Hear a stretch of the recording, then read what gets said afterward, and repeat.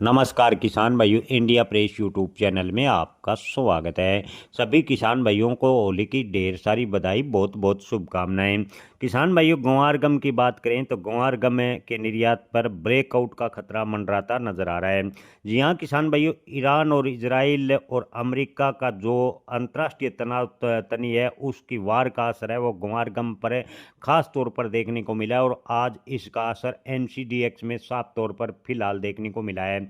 किसान भाइयों, दोपहर 3 बजे तक की बात करें तो ग्वार गम ग्वार सीड में जबरदस्त गिरावट एनसीडीएक्स में देखने को मिली है।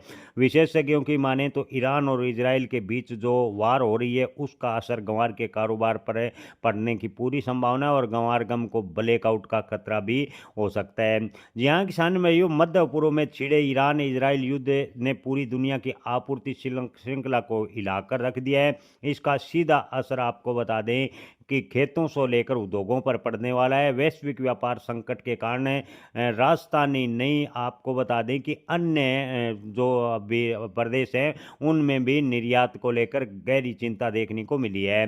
तनाव लंबा खिंचा तो राज्य की आर्थिक स्थिति किसानों की पूर्ण रूप से बिगड़ जाएगी। जी हाँ किसान भाइयों, गंवार के किसानों को इससे बड़ा झटका लगेगा।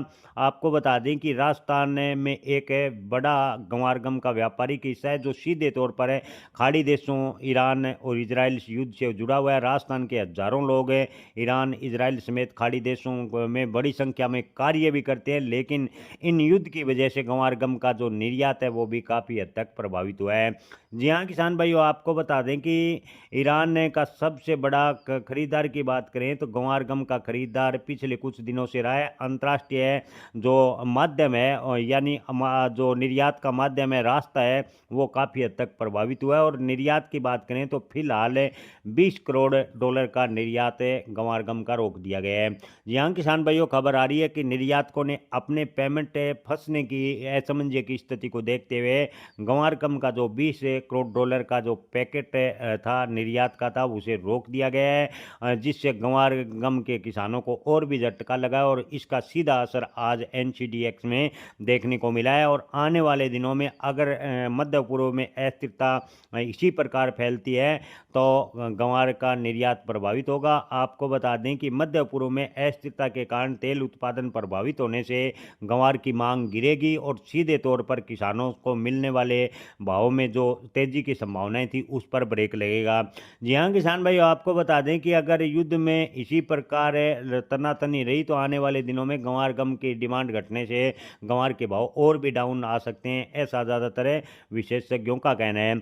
आर्थिक विशेषज्ञों का कहना है कि व्यापारियों को अब केवल एक क्षेत्र पर निर्भर रहने के बजाय दक्षिण पूर्व एशिया, यूरोप जैसे वैकल्पिक बाजार की ओर भी रुख न करना चाहिए। हालांकि बड़ा सवाल ये है कि इन क्षेत्रों में गंवार गम की डिमांड सीमित रहती है।